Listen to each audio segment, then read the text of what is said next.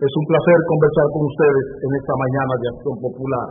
Estamos aquí en su programa de análisis, no de comentarios, sino de juicios políticos. Dicen los embajadores de la Unión Europea y de las Naciones Unidas que respaldan el diálogo entre República Dominicana y Haití. Eso dicen los embajadores. Dicen además que ellos están financiando proyectos por 100 millones de dólares en la frontera. Eso dicen ellos, que están financiando proyectos de 38 proyectos por 100 millones de dólares en la frontera. Eso dice la Unión Europea y las Naciones Unidas. Nosotros quisiéramos estar de acuerdo con estos embajadores, quisiéramos aceptar sus opiniones, pero ¿qué hay detrás de todas estas opiniones y todas estas propuestas de diálogo? ¿Qué tenemos políticamente como resultado? Con un diálogo que según ellos es de alto nivel, un diálogo que a nada obliga, un diálogo que a nada obliga y un diálogo que a nadie cumple. ¿Qué obliga a Haití? ¿Qué ha obligado a Haití con este diálogo? ¿Qué obligación ha cumplido Haití con este diálogo? ¿Cuál es la obligación haitiana? Estoy hablando de obligaciones institucionales. ¿Cuál obligación ha marcado Haití en este diálogo? ¿Qué obligación ha cumplido? Un diálogo que a nada obliga, un diálogo donde nadie cumple lo que habla ni lo que acuerda, no se puede llamar diálogo. Esto más bien es una excusa, es una coartada, una treta de los embajadores de la ONU y de la Unión Europea, que han encontrado en la Cancillería Dominicana y en el gobierno de Danilo Medina la buena voluntad para que ellos engatusen, para que ellos engañen a las instituciones que ellos representan. Eso es todo lo que hay aquí. Aquí se está justificando gastos, inversión de dinero en cháchara diplomática para justificar presupuestos. Eso hacen los representantes de la Unión Europea y de la ONU. La misma lógica de Haití.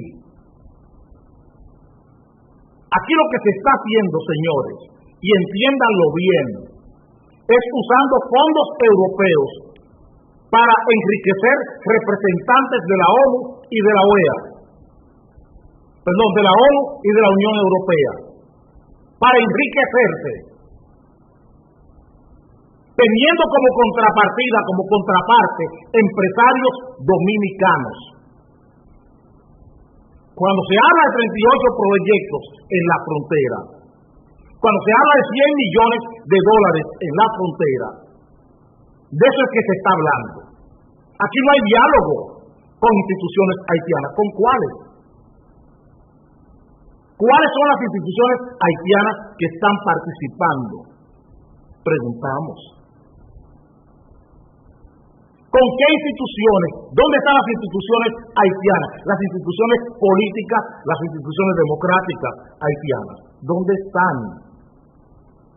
¿Dónde está el Congreso haitiano para ratificar todo lo que se está acordando? ¿Dónde está eso? ¿Dónde está la legalidad la legitimidad, la autoridad del presidente Martelly en Haití? ¿Dónde se puede conocer? ¿Dónde se puede observar? ¿Dónde se puede conocer un resultado de la gestión política del presidente Martelly y de mi amigo Laurent Lamont? ¿Dónde se puede quilatar? ¿Dónde se puede valorar eso? ¿A qué se ha obligado a Haití desde que comenzó a dialogar? Dice Haití que ha gastado 10 millones de dólares, o 10 millones de pesos, o 10 millones de dólares. Eso dice Haití que ha gastado en la documentación de sus nacionales. 10 millones de dólares, dice Haití, que ha gastado en la documentación de sus nacionales. ¿Ustedes han visto eso? ¿Ustedes han sentido ese gasto haitiano en la documentación de sus nacionales? Nosotros hemos gastado 1.200 millones de pesos en ese proceso. 1.200. Haití dice que ha gastado 10 millones de dólares, 400, 500 millones de pesos. ¿Ustedes han sentido eso? ¿Ustedes han sentido que Haití ha gastado 500 millones de pesos en documentar a sus nacionales en la República Dominicana? ¿Podemos verificar eso con el plan de regularización o con el plan de naturalización?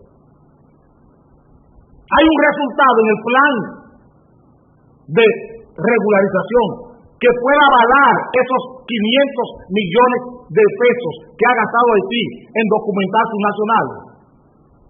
Vayan a ver la cantidad de personas. Es por eso que les estoy diciendo. Aquí lo que se está jugando es asaltar fondos de cooperación que no han sido desembolsados porque ni Haití ni República Dominicana ha presentado los proyectos. Hay proyectos para la frontera binacional. Hay fondos para esos proyectos.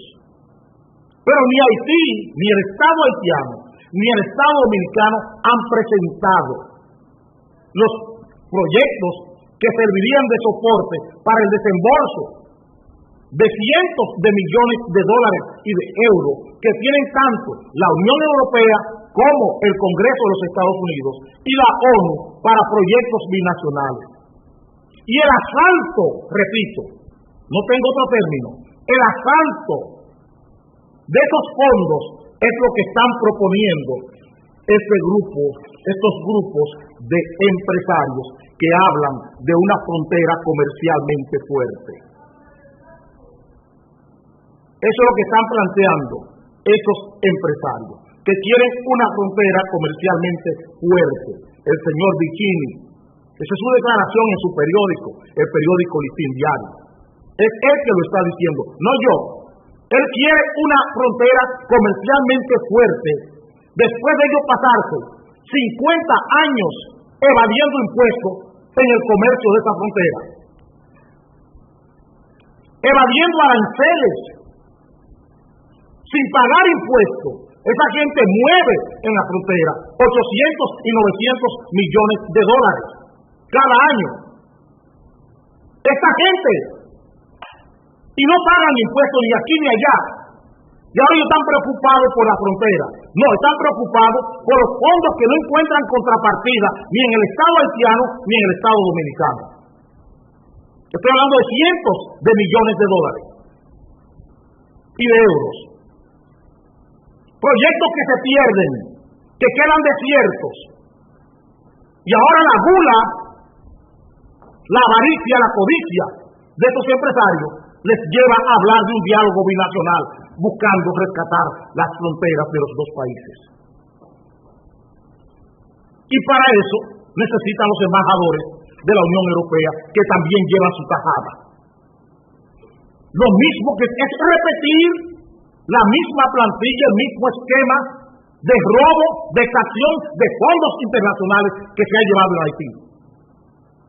Es la misma lógica de los 6, 7 mil millones de dólares que han dado para la reconstrucción de Haití después del terremoto.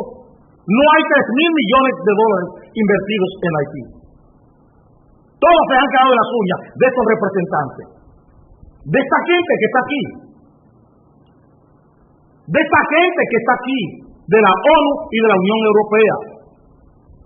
Porque es así que funciona la cooperación europea, con un grado de corrupción inaudito.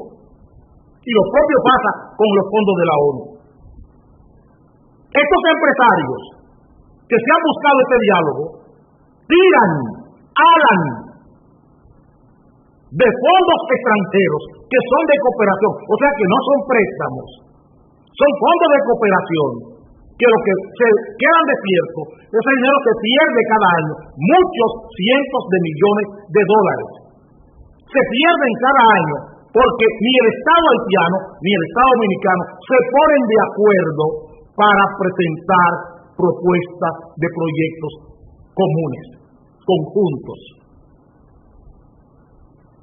Ellos están hablando de eso, pero a ustedes les parece una estupidez. No es una estupidez, es un acto de agilidad y de habilidad lo que están presentando el Grupo Vicini y un grupo de empresarios dominicanos. Ya tienen el ejemplo de Capellán con la zona franca de Juana Méndez. ¿Dónde está la estabilidad? Tenemos el consulado cerrado. Eso no le preocupa a Juan Vicini.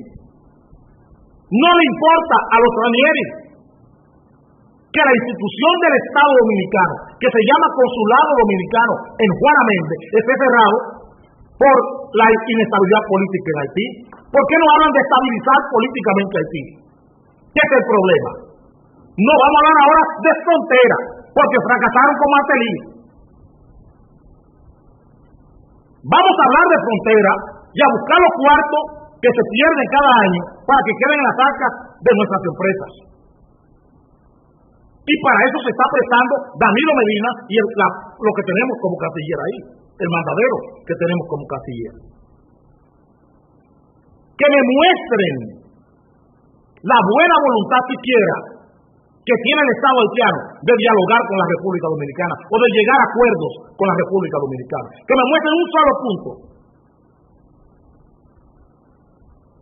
Que nos muestren un solo punto, un solo resultado, y nos callamos para siempre. En toda esa conversación, que me muestren un solo punto. ¿Qué ha pasado con las redes telefónicas? Ya se puede hablar desde una servidora dominicana, desde Dajabón, desde Bánica, desde Villa Piña. Se puede hablar con una telefónica desde Pedernales. Que me den un resultado de estos diálogos, un resultado, que me lo den, y me callo para siempre.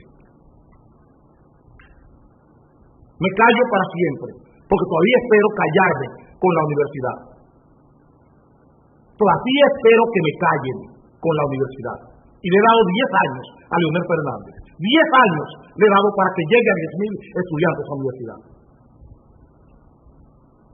10 años le he dado para que llegue a 10.000. Y ahora, si acaso, tiene 500 y no lo ha llegado. No ha llegado a 500. Hablo con autoridad de este tema. Hablo con autoridad de este tema. Aquí lo que hay es una pantomima con Haití, de estos embajadores, peor del embajador de la Unión Europea, porque sabemos cómo se comportan los fondos europeos, el grado de corrupción que abrigan los fondos europeos en todo el mundo. Conocemos el historial. De cada euro que sale en cooperación de Europa para países como el nuestro, vulnerables, de cada euro solo se invierten 40, 60 se quedan en trámite. De cada euro, 60 centavos se quedan en trámite. Y entiendan el trámite de lo que estoy diciendo. Y 40 llegan verdaderamente al lugar, al destino. Esa es la realidad de la Unión Europea.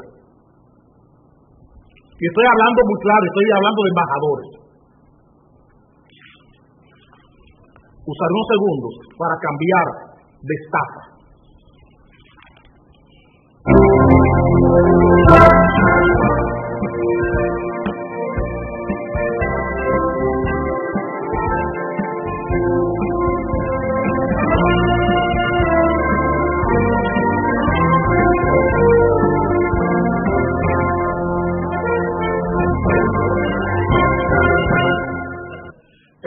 sí tiene madre, no te preocupes, hijo mío. Este es el programa de nosotros, y así lo tenemos que hacer.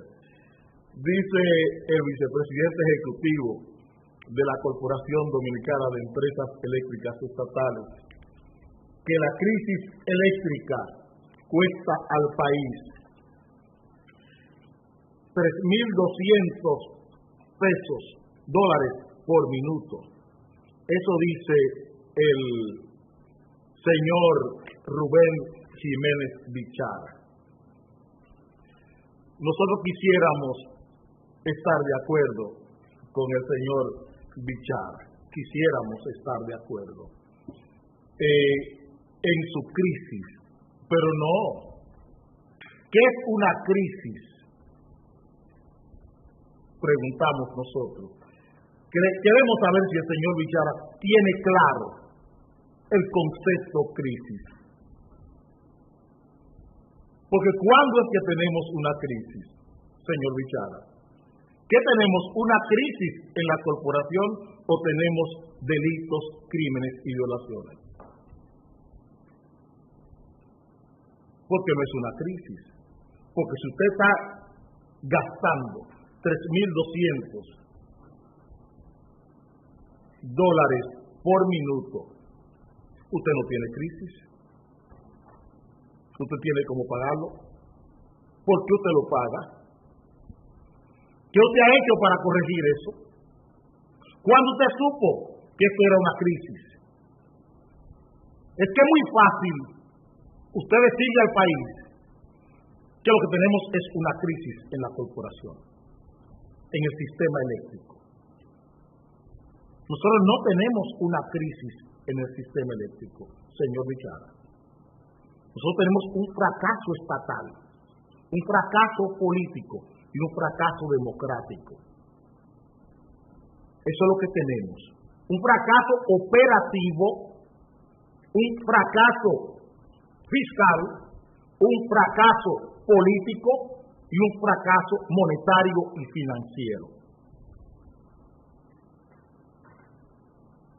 Sin sanción, sin experticia, sin ninguna auditoría forense, una gran complicidad, una gran conspiración contra la nación es lo que tenemos en el sistema eléctrico nacional. No tiene otra forma de llamarse, señor Bichara. Una situación criminal, una situación delictiva y una situación violenta contra la nación. Una situación, repito, criminal, delictiva y violenta contra la nación. Crisis no hay en la corporación. Ahí no hay crisis. Porque ahí lo que ya ha habido es enriquecimiento ilícito. Ahí no hay crisis. La crisis la está sufriendo, la está padeciendo los socios, los dueños del sistema. Son los que están sufriendo y padeciendo los efectos del robo que ustedes han apadrinado en la Corporación Dominicana de Empresas Eléctricas Estatales. Eso es lo que tenemos, un enorme robo, un crimen político. Es lo que se ha montado en la Corporación Dominicana de Empresas Eléctricas Estatales. Un crimen contra esta nación. Un crimen que hasta hoy no ha habido la primera sanción condigna con relación a eso. Aquí no hay crisis eléctrica. Aquí no hay ninguna crisis eléctrica. Porque aquí hay capacidad instalada para generar la energía eléctrica que este país necesita. Eso lo hay.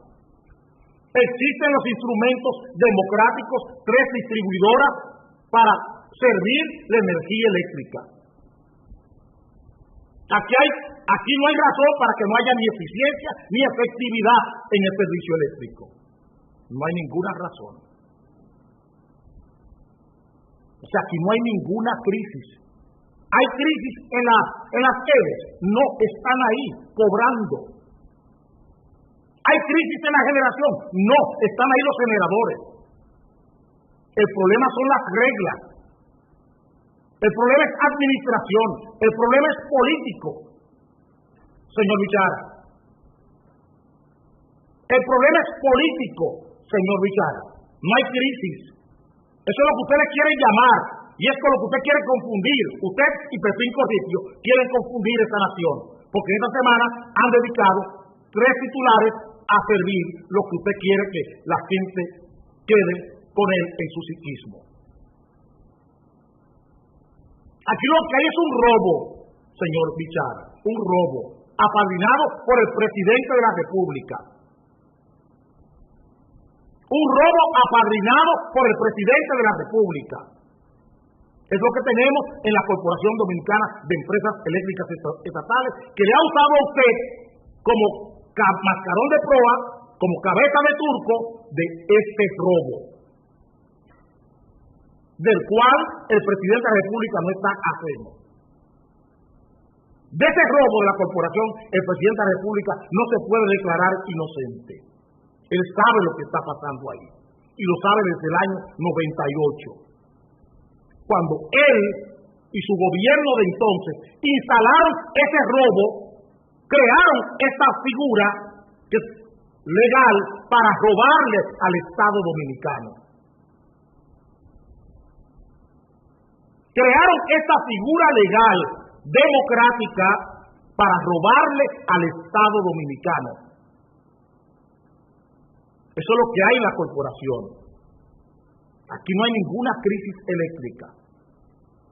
Todavía hoy ustedes llegan y montan una licitación para 2 plantas a carbón y montan un fraude fiscal con esas plantas a carbón. Montan un fraude legal. Ustedes están pagando 4.000 y tantos millones de dólares en subsidio eléctrico en 27 meses. ¿Dónde está la auditoría? Para verificar los costos reales de esos gastos de subsidio. ¿Dónde está la auditoría? Señor Bichara, ¿dónde está la auditoría? ¿Dónde está la justificación para el pago de ese dinero? Ustedes olvidaron todo lo que dijeron. Usted y el presidente olvidaron todo lo que dijeron entre agosto y noviembre del año 2012. Ustedes lo olvidaron. Nosotros no.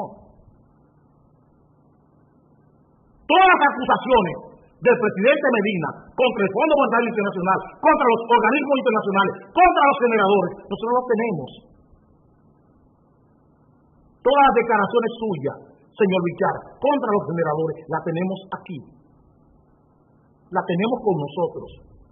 Por eso decimos que usted es el gran cómplice y su presidente es el gran responsable, no de la crisis que hay en la corporación, del robo, de los delitos, de los crímenes que hay en la Corporación Dominicana de Empresas Eléctricas Estatales, de los crímenes. Cuando el escándalo Watergate en los Estados Unidos, los investigadores hacían 2 preguntas. ¿Cuándo usted supo que el presidente Nixon ordenó interceptar las llamadas telefónicas de sus contrapartes, de sus rivales? Era lo que le preguntaban. A lo supe tal día. ¿Y qué usted hizo? Cuando le preguntaban qué usted hizo, ahí se declaraban culpables por omisión o por comisión. Eso es lo que ustedes han hecho. Llegaron en el 2012 diciendo todos los males que habían ahí. Y los males que ustedes denunciaron se los han tragado a todos. Y ustedes han hecho cosas peores que las que ustedes criticaron entre agosto del 2012 y noviembre del 2012, cuando le mandaron a callar la boca a usted, señor Bichara. Cuando el presidente le mandó a callar la boca y le dijo, vamos a no hablar más de esto porque vamos a hacer nosotros lo mismo. Y ustedes en enero del año 2013 del año 2013, pagaron 1.800 millones de dólares sin ningún reparo, sin preguntar a la gente que usted estaba acusando de robo, sin preguntarle a la gente. A usted le pagaron 1.800 millones de dólares a esa gente en enero, sin preguntarle a ellos que en base a qué le estábamos pagando. Ustedes se callaron. Y volvieron a pagar en marzo 500 millones de dólares más, en marzo del 2013, sin preguntar nada. Y hoy usted nos está diciendo que estamos gastando $3.200 en cada minuto en la crisis eléctrica. No, en el robo. ¿Qué parte se queda en los bolsillos de ustedes como comisión por todo este robo en la Corporación Dominicana de Empresas Eléctricas Estatales? Por eso ustedes no auditan. Por eso ustedes no auditan. ¿Dónde está la facturación de AES? ¿Cuánto de más tiene la facturación de la empresa AES con generación a gas natural? ¿Cuánto de más? ¿Cuánto de más tienen todas las facturaciones hoy?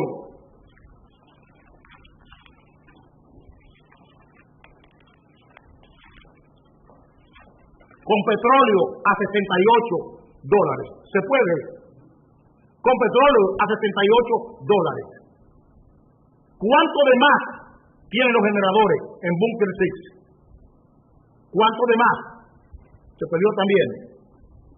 ¿Cuánto de más tenemos en facturación con petróleo en el suelo? ¿Qué implica eso para nosotros? Explíquenle al país eso. Explíquenle al país qué ustedes han hecho con esa licitación de las plantas a carbón. Díganle al país lo que ustedes han hecho, que si esa era la mejor opción, que si era la opción más cara para buscar 700 megavatios de electricidad, que si esa era la opción más económica y más rentable a largo plazo.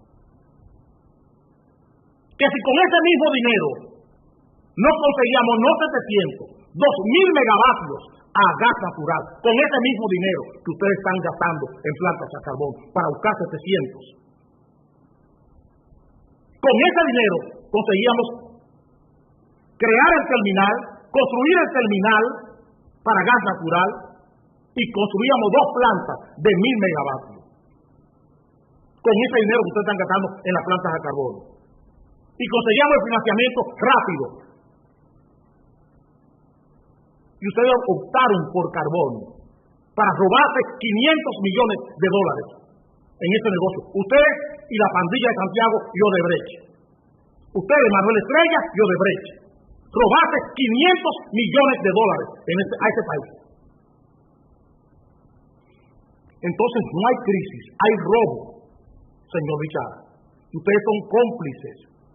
Usted y Danilo Medina son cómplices de ese robo que hay en la Corporación Dominicana de Empresas Eléctricas Estatales. Por comisión o por omisión, son cómplices.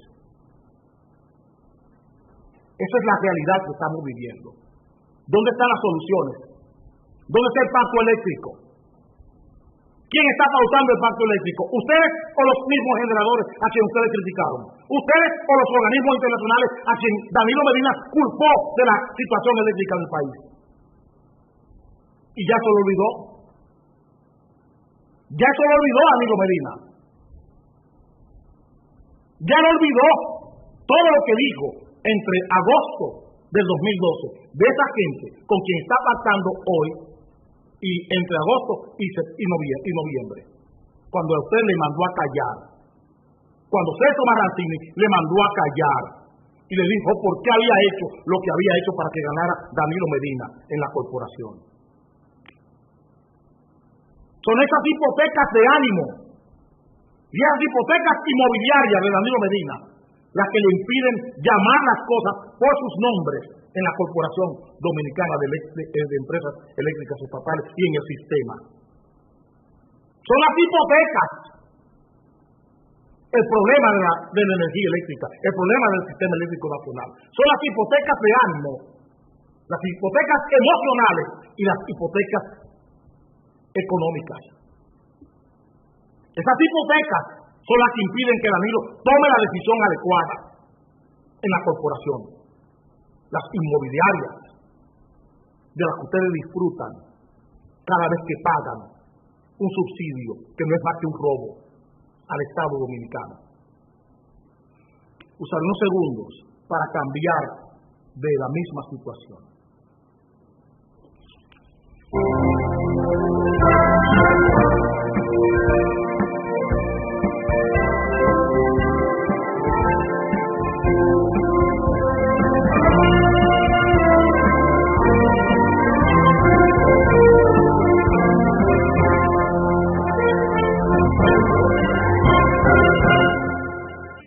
Te lo dije, con Levapen estás como un toro. Levapen te pone bien. Busca tu alegría en la farmacia. Levapen, siempre bien.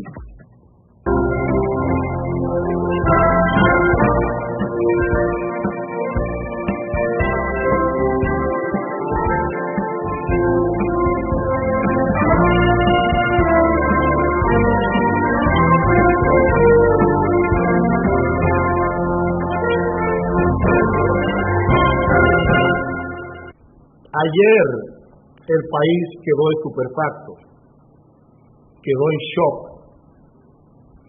con un video que circuló en las redes sociales de dos jóvenes atacando, dice la policía, a un sargento mayor de la policía que andaba con un fusil M16 en su carro y fue atacado por dos jóvenes, dice la policía, que son delincuentes, entre La Vega y Santiago. Lo que sucedió en ese lugar ha recorrido el mundo entero y recorrió todas las redes sociales y todos los programas y casas de noticias del país. Hoy no aparece siquiera en los medios de comunicación esa noticia. La Navidad feliz tiene ese tipo de reto. Dos jóvenes atacando a tiros frente a una estación gasolinera entre La Vega y Santiago a un sargento mayor de la policía que anda en su carro con un fusil M16. Dice la policía que andaba con esa arma de fuego para las funciones de ese sargento. Dice la policía. La policía inmediatamente supo quiénes fueron por el video. Y dicen que son dos hermanos de Santiago que tienen un prontuario A, B hasta la Z. Dice el senador de La Vega, cuando se le preguntó sobre eso, que eso pasa porque la policía colapsó. Eso dice el senador Euclides Sánchez, que la policía colapsó. Nosotros queremos decirle al senador Euclides Sánchez y a todos los que están mirando este programa que no es la policía que ha colapsado, es el poder político y social quien ha colapsado en la República Dominicana.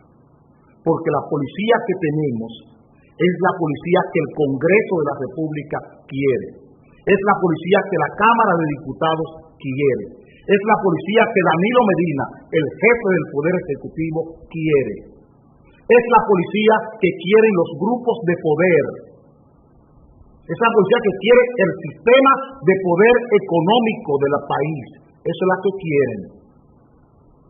Aquí no hay una policía casual, no. Es la policía que el poder político y social quiere. Porque el problema aquí no es la seguridad pública.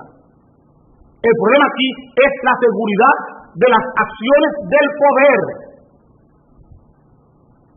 El poder necesita una policía que le garantice sus acciones, sus actos, su comportamiento.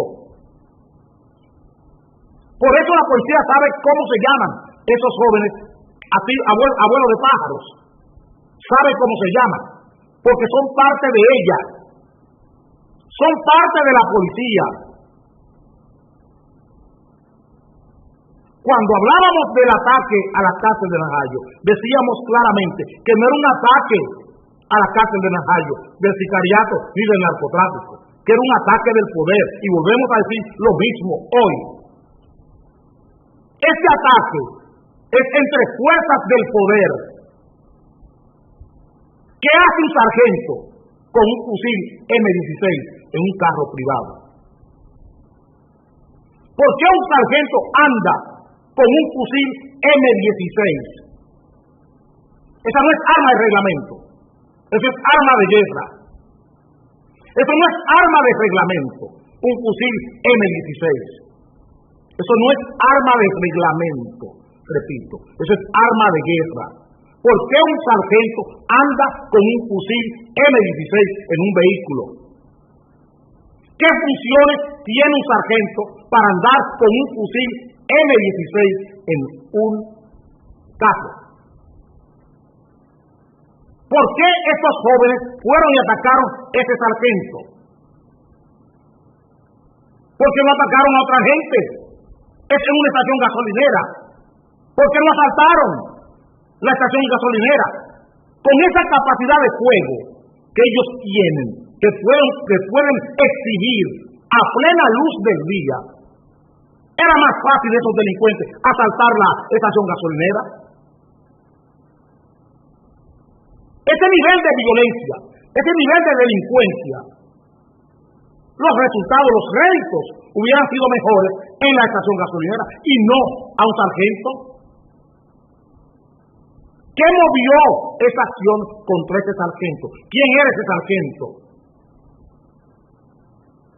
Es el poder, señores de la policía y señor senador. El sistema penal que tenemos es el que quiere el poder. El poder político y social dominicano quiere un sistema penal podrido, incluyendo policía, Dirección Nacional de Control de Drogas. Todas son instituciones podridas. Porque así es que lo quiere el poder. El poder necesita gente podrida,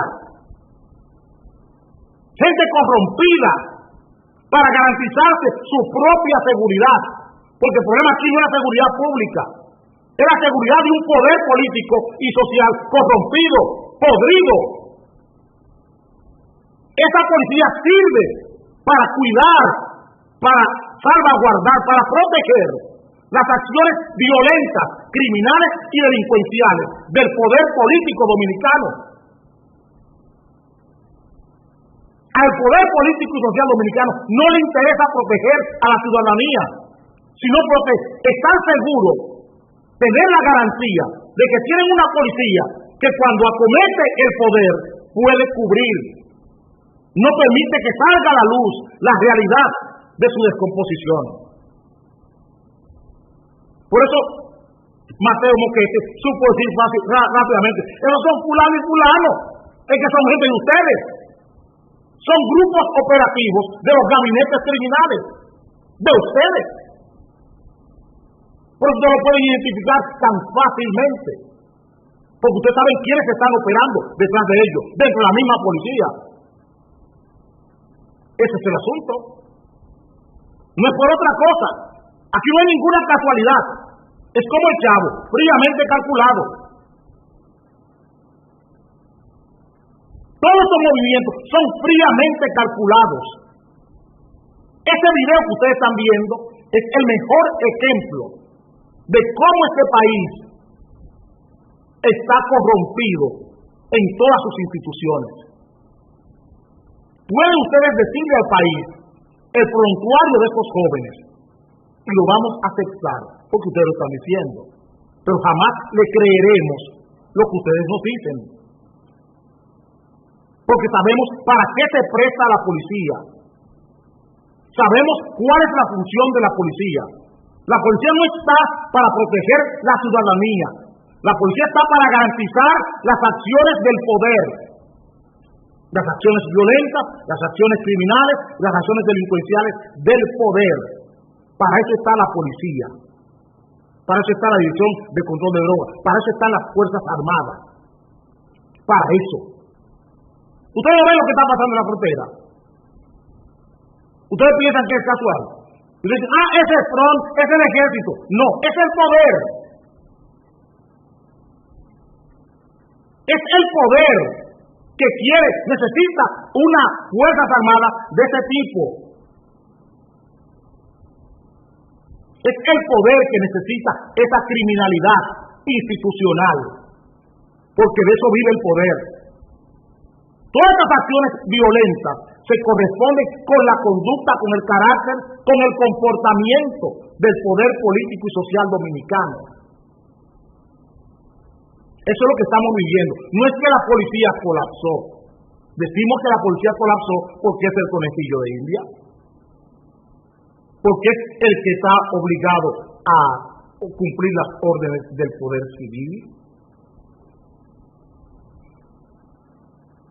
¿Por qué no tenemos una policía eficiente y efectiva? Porque el poder no quiere esa policía eficiente y efectiva, ni profesionalizada. Quiere un dirigente político vestido de policía. Quiere un dirigente político vestido de general del ejército, vestido de general de la aviación, vestido de general de la marina de guerra. Eso es lo que quieren. Para que apañen y escondan todos los desvaríos de ese poder. Por eso quieren a Sufrón Velázquez como jefe de la Dirección Nacional de Control de Drogas. Para que nunca le diga al país lo que pasa con la droga en la República Dominicana. Para que nunca le diga al país qué bancos son los que guardan el dinero de los narcotraficantes en República Dominicana.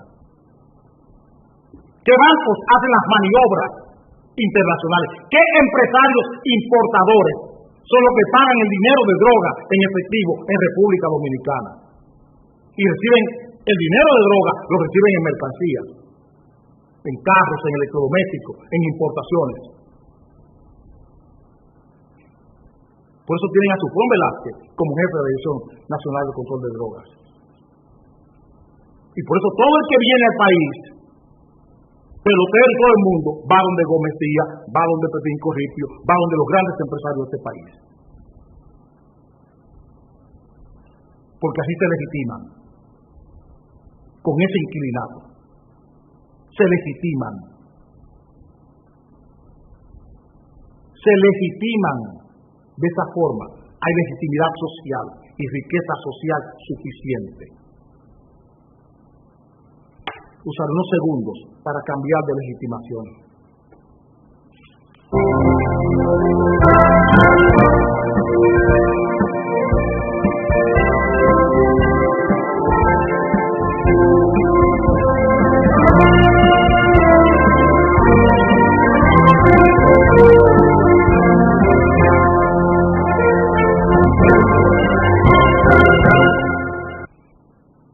El titular del periódico Diario Libre de hoy, miércoles 3 de diciembre del año 2014, no podía ser peor. Dice el titular de este periódico que el país desconoce si Venezuela vendió la deuda de Petrocaribe a la corredora de bolsa Goldman Sachs. Hay periódicos que lo afirman. Venezuela vendió la deuda, los 4.200 y tantos millones de dólares que teníamos de deuda con Venezuela, se la vendió a una empresa corredora de bolsa, una empresa corredora de bonos y de dinero, por perdiendo el 60% de su costo. En menos de 2.000 millones de dólares, Venezuela vendió 4.200 millones de dólares de deuda que tenía República Dominicana con Petrocaribe. Oí al economista de apellido Selman diciendo que la República Dominicana debió comprar esa deuda. Le oí en eso. Son ejercicios eminentemente económicos y los respetamos. Para nosotros esta es una decisión política y geopolítica al mismo tiempo. Ese es el sentido que nosotros le damos a esto, porque está en consonancia con todo lo que hemos advertido en este programa desde el año pasado. Antes de Chávez morir, el año pasado, nosotros hablábamos con ustedes de esto. Nos faltan, este juego le faltan innings todavía, le faltan entradas. Apenas estamos comenzando. En esta semana, no recuerdo si fue en la mañana o en la tarde, les hablaba del riesgo que hay con Venezuela hoy. Y volvemos a insistir. Oí al economista, al ingeniero Guillermo Carán, hablando de que ahora no se va a poder pagar parte de esa deuda con productos dominicanos. Nunca se ha pagado con productos dominicanos esa deuda.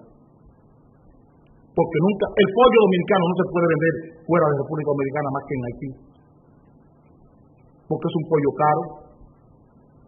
Las habichuelas, no producimos suficiente habichuela para abonar una deuda, porque la mayor parte de las habichuelas negras, que es lo que consume mayormente Venezuela, se traen importadas por el DERECAFTA. Nunca se ha podido abonar esa cuenta como debió hacerse desde que se firmó ese acuerdo. Los asuntos económicos no son lo que son importantes hoy, sino los asuntos políticos de esta decisión de Venezuela. ¿Qué nos dice? ¿Qué le dice a ustedes? Porque nosotros estamos muy claros en lo que está pasando.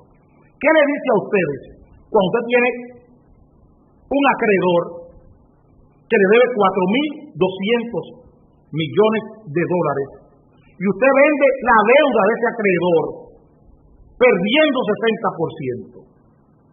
¿Qué le dice a usted eso? ¿Qué lección, qué cuerpo le deja? Que usted tenga un bien que cueste 4.200 pesos y que usted lo venda por 1.800. Por menos de la mitad de lo que le costó. Oigan bien lo que estoy diciendo. Usted compró un mueble en su casa por 4.200 pesos y tiene que venderlo por 1.800. ¿Qué le está diciendo usted a quien se lo compra? Que usted está en quiebra. Que usted tiene una prángana, como se dice en el barrio. Usted tiene una prángana. Usted tiene una olla. ¿Qué significa esa olla venezolana para la República Dominicana ahora? ¿Qué riesgo tiene la olla venezolana? Es ahí donde deberían estar pensando los políticos hoy. No en las consideraciones económicas de los economistas, no. Las consecuencias políticas que tiene la olla venezolana sobre el país hoy. Las consecuencias políticas. La refinería dominicana de petróleo, el 50% es de Venezuela. No es tan simple despacharse y decir, bueno, no hay ningún cambio. No, hay una situación política. Hay una situación política. Venezuela es nuestro socio en la refinería dominicana de petróleo. Produzca mucho petróleo o poco petróleo, es la refinería del Estado dominicano. Y ahí están las reservas estratégicas de la República Dominicana. En caso de un blackout, de una opacidad repentina en los mercados internacionales, nosotros contamos con la refinería. Ahora en un 50%, como siempre, porque era de la Shell antes. Pero Venezuela no tiene crédito internacional. Es nuestro gemelo en la refinería. Vamos a entender la lectura, El gemelo nuestro en la refinería es Venezuela. Venezuela no tiene crédito internacional hoy. Tiene problemas para financiarse. es nuestro vecinito, es nuestro gemelo, es nuestro hermano que tiene problemas y somos siameses en la refinería. ¿Qué pasa si el gemelo, si el siamés se muere? ¿Cómo cargo con ese muerto si yo quedo vivo? ¿Cómo lo arrastra en la refinería Venezuela hoy? ¿Cómo nos arrastra políticamente? Es lo que estoy diciendo. ¿Hacia dónde nos lleva Venezuela en el negocio de la refinería? ¿Cuáles son las cautelas que tenemos con la refinería dominicana de petróleo? ¿Qué cautelas tenemos hoy? Ahora que Venezuela está en olla, con la olla venezolana, vendiendo su deuda, perdiendo un 60%. Mañana las acciones podrá ponerla en venta, podrá venderla. Es su derecho, son de ellas. Frente a esa realidad, ¿cómo responderemos? Si Venezuela vende esas acciones a un socio que no nos convenga mañana, porque vendió la deuda, como vendió la deuda, puede vender las acciones. Y si ese socio no me conviene, ¿qué haremos con ese injerto que Venezuela nos coloque ahí como socio? Y diga, no, yo no quiero a Felucho Jiménez, no quiero al Estado Dominicano como presidente de la refinería, yo quiero poner uno mío ahí. ¿Qué pasará? Es un riesgo que tenemos hoy. Y la reserva estratégica nuestra está en la refinería dominicana de petróleo. Nuestra reserva estratégica no está en manos de las empresas privadas que compran y venden energía, que compran y venden combustible. Que se entienda, cometimos el error de cederle al mercado privado, al sector privado, el control político de los combustibles. Fue un error, Ningún país hace eso, Entregarle al sector privado el control político de los combustibles, como se ha hecho aquí. Como se ha hecho aquí.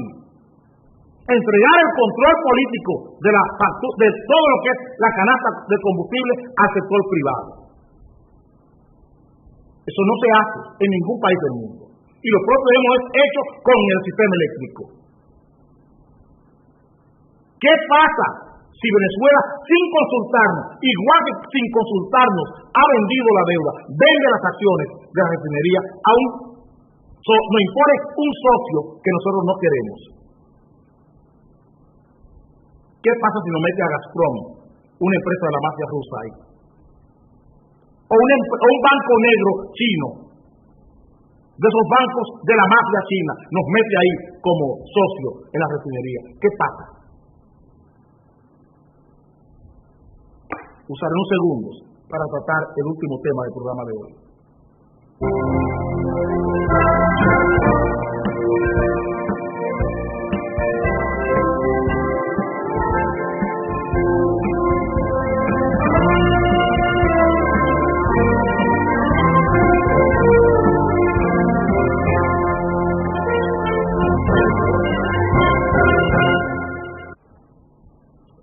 Me quedé sorprendido y quise traerle a ustedes una noticia que leí en el periódico El Listín de ayer.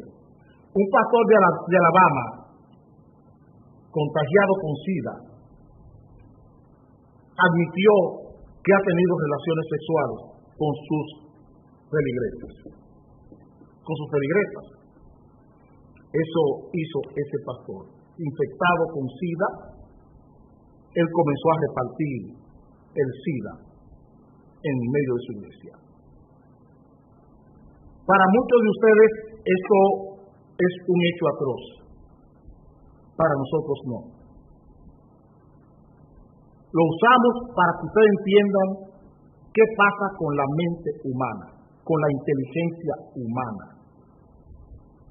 Esa inteligencia humana que es capaz de provocar y efectuar las cosas más sublimes, es también capaz de producir los horrores más grandes en el mundo. El mundo está hecho de grandes destrucciones seguido de grandes reconstrucciones. Y eso es la historia del mundo, porque así es la inteligencia humana, que destruye y construye. Y tenemos que estar siempre conscientes de eso. ¿Dónde está la clave? Que es lo que siempre hemos dicho. ¿Dónde está la clave de mantener esa inteligencia humana al servicio de la naturaleza, al servicio de los demás? Es en la formación del carácter, en la conducción, en la conducta moral de las personas.